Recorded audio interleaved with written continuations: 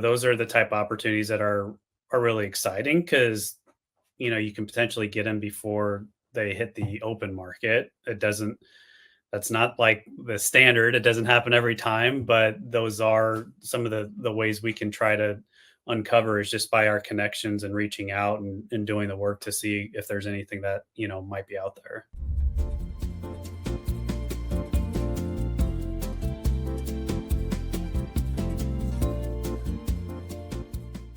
I know we've helped a few people buy resales. What's an example of a turnkey operation that you recently helped one of our clients acquire, and kind of what was the overall like infrastructure in place in terms of just kind of team and all that stuff?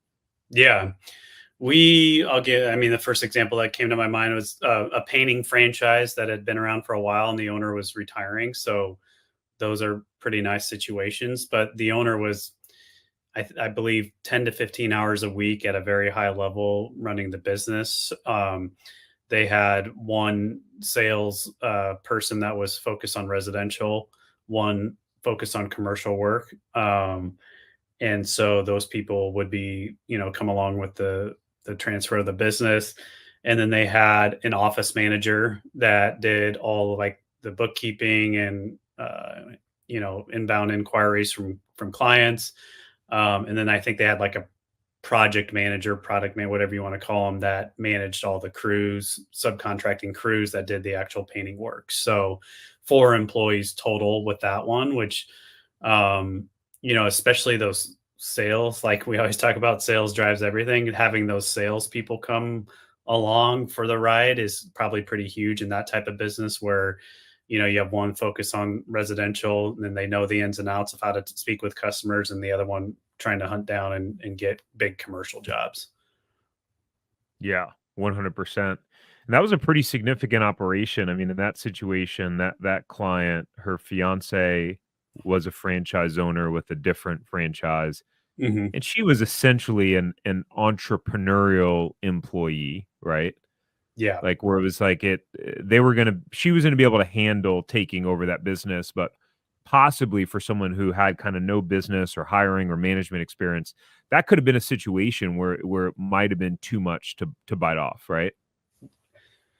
Yeah, potentially. I mean, it just kind of depends on, your experience and managing other people and your comfort level of managing those types of employees as well. That's another thing we help people kind of evaluate is like realistically, do you think you can manage this type of work and these type of employees doing the work? That's a big thing to think about. We're working with another client that's looking at a in-home senior care franchise that's for sale. And they have, 30 companion care workers. It's a huge staff. And they have a manager that manages that team. And the owner primarily does the high level, KPIs of the business development, which is nice, but that's a pretty big operation. And so, that's something you have to really think long and hard about, is like, are you ready to step into something like that? Wow. Yeah, wow, 30. Yeah, that's serious. But what an exciting opportunity. I think, for me, when I think about for those of you guys listening, in a little bit we'll talk about kind of how you can get access to and potentially find some of these franchise resales, whether you want to reach out and work with us, or whether you're the type of person where like you would never reach out and work with us and you like to do everything on your own. That's cool. We'll share kind of both paths for you there. But I almost said the F word again. I totally lost my train of thought into what I was gonna say. Oh man. This one in particular was not listed. It's still not It listed. wasn't. No, it's not listed anywhere. I had spoken with, is super random actually, to be honest with you, but I was speaking with the franchisor about another candidate in another market, and I said, "Hey, what are the odds you have any resales in this area of Texas?" He's like, "As a matter of fact, we have this owner that has been talking to us." And so literally has not been listed.